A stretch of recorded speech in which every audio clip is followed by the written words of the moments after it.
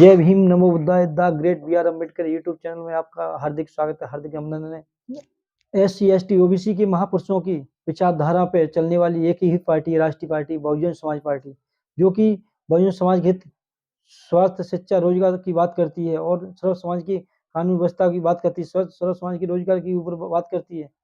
Bahujan Samaj party का आज इंदौर में विशाल प्रदर्शन रहा है।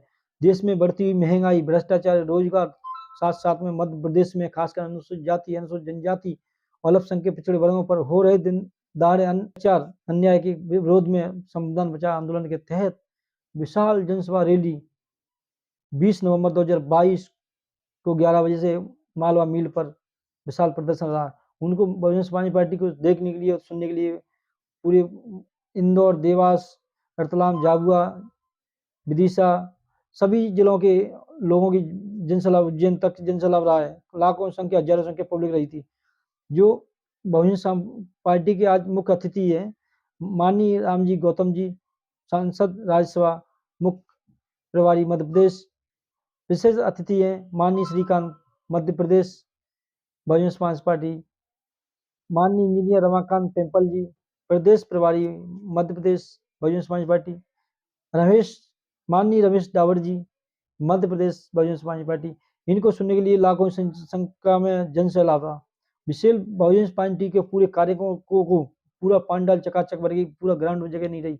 इसको सुनने के लिए लाखों संख्या में जन सैलाब उमड़ा। बहुजन समाज पार्टी के सभी लोग इकट्ठे हुए। उन्होंने 2024-2022 को आश्वासन भरपूर दिया है कि हम बहन मायावती को प्रधानमंत्री बना कर करेंगे, जिससे देश की कानूनी व्यवस्था, रोजगार, स्वास्थ्य सेवाएं को ख्याल रखती हुए भारतीय संविधान की रक्षा करेंगे, देश के सभी वर्गों के लिए समान अधिकार दिलाएंगे।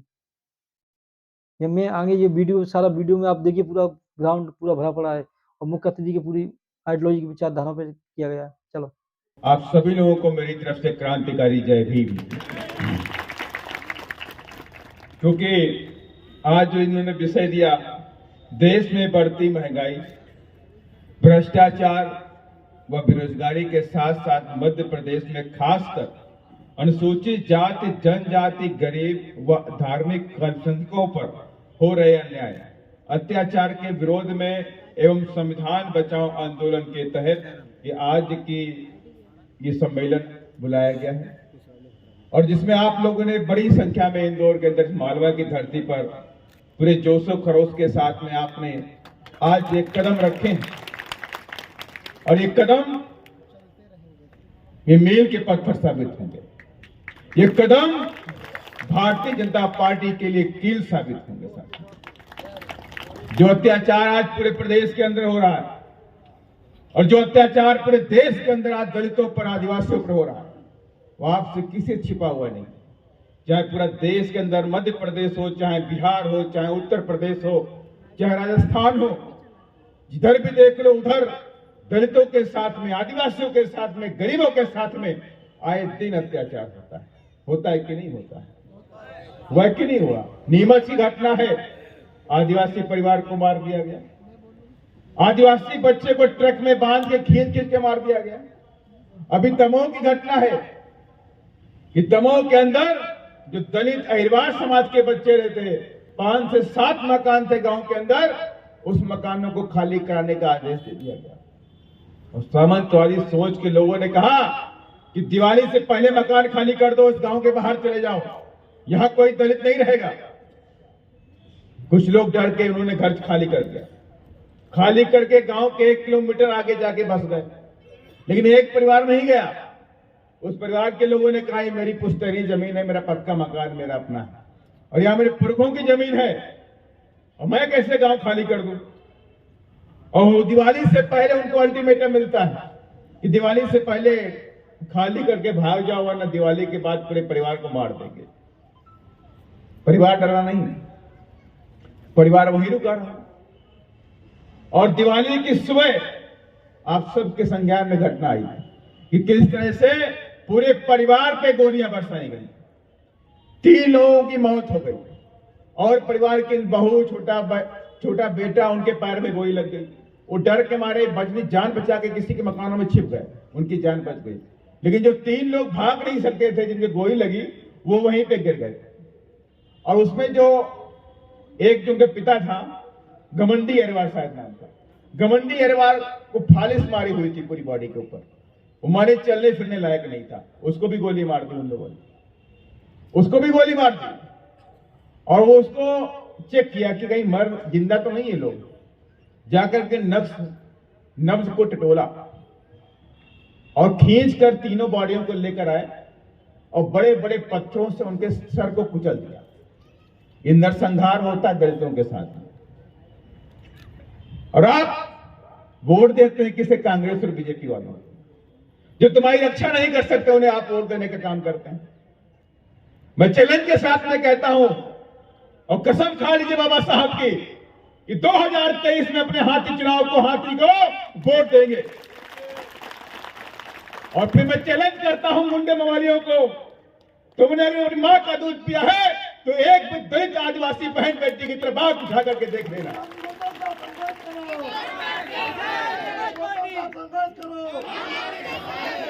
इसलिए मैं कहना चाहता हूं, बाबा साहब की ये जन्मस्थली है कि नहीं है?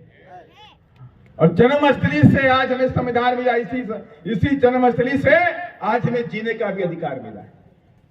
बाबा साहब के अंदर भी ऐसे तमाम अत्याचार बाबा साहब ने पूरे जीवन भर झेले, लेकिन उन अत्याचारों से घबराए नहीं हो। उन अत्याचारों को बम की तरह सीने में दबाते रहे और कहा यह अत्याचार मेरे सीने में 16 बन के बने हुए हैं, एक दिन ज्वालामुखी फटेगा और पूरे देश के अंदर दलितों आदिवासियों को मान सम्मान जला करके रहेगा। और हुआ भी साथ में। बाबा साहब ने हमें संविधान दिया और आज संविधान के बात अभी हमारे साथीगण बोल रहे हैं। आज ये आंदोलन, ये सम्मेलन हमने संविधान को बचाने के लिए किया हुआ, तो वाकई ये संविधान खतरे में है। बाबा साहब डॉक्टर भीमराव अंबेडकर ने आज हमें कुर्सी पे बैठने का अधिकार दिया है, कोट पैंट पहनने का अधिकार दिया, अच्छे कपड़े पहनने का अधिकार दिया है, अच्छे घरों में रहने का अधिकार दिया है, अच्छी अच्छी गाड़ियों में चलने का अधिकार दिया है, अच्छा खाना खाने का अधिकार दिया है। तो ये देन किसकी है? ये देन बाबा साहब डॉक्टर भीमराव अंबेडकर के साथ है और ये देन संविधान की है। और आज दुश्मन क्या कहता है? हम संविधान को बदल देंगे। आज संविधान को बदलने की बात चलती है, कोई संविधान की समीक्षा करने की बात करता है, तो मैं उनको बताना चाहता हूं कि बाबा साहब डॉक्टर भीमराव अम्बेडकर जी ने कहा था, आप सभी लोग बाबा साहब की मूर्ति भी देखते हैं, बाबा साहब की जन्मस्थली है, आप सभी लोग बाबा साहब के नजदीक थी। बाबा साहब सबके दिल में बसते हैं कि नहीं बसते हैं? बसते हैं कि नहीं बसते? बताइए आप। बसते हैं ना? तो बाबा साहब ने क्या बोला? बाबा साहब की मूर्ति देखिए, तो बाबा साहब की मूर्ति में बाएं हाथ में संविधान होता है और दाहिने हाथ में उंगलियों का इशारा होता है कि नहीं होता है?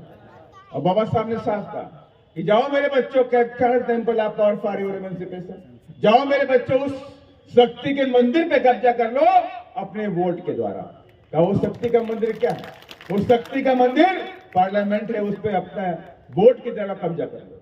और दूसरी बात बाबा साहब ने कही कि मेरे बच्चों, कि जब तक तुम्हारे शरीर में खून का आखिरी कतरा रहे तब तक आपको अपने संविधान की रक्षा करनी।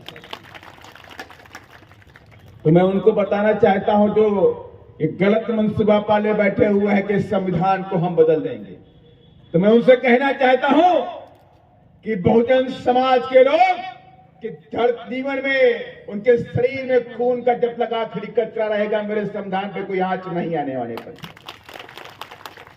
और इसलिए मैं आप सबसे कहना चाहता हूं, लेकिन ये बात भी सत्य है कि हम रोड पे हल्ला मचाएंगे, मोहल्ले में हल्ला मचाएंगे, गांव में हल्ला मचाएंगे, तो क्या हम संविधान को बचा पाएंगे? अरे संविधान को बचाना है तो आपके एमएलए चाहिए, संविधान को बचाना है तो एमपी बनने चाहिए आपके। पार्लियामेंट के अंदर, राज्यसभा के अंदर बाबा साहब के बताए हुए रास्ते पर चल के अपने संविधान की रक्षा करेंगे, ऐसे सपूत चाहिए। वो ऐसे नारायक नहीं चाहिए जो दूसरे पार्टी में बैठ करके अपने दलितों आदिवासियों पर हो रहे अत्याचार के बारे में भी अपना मुंह नहीं खोल सकते। ऐसे लोग हमें नहीं चाहिए।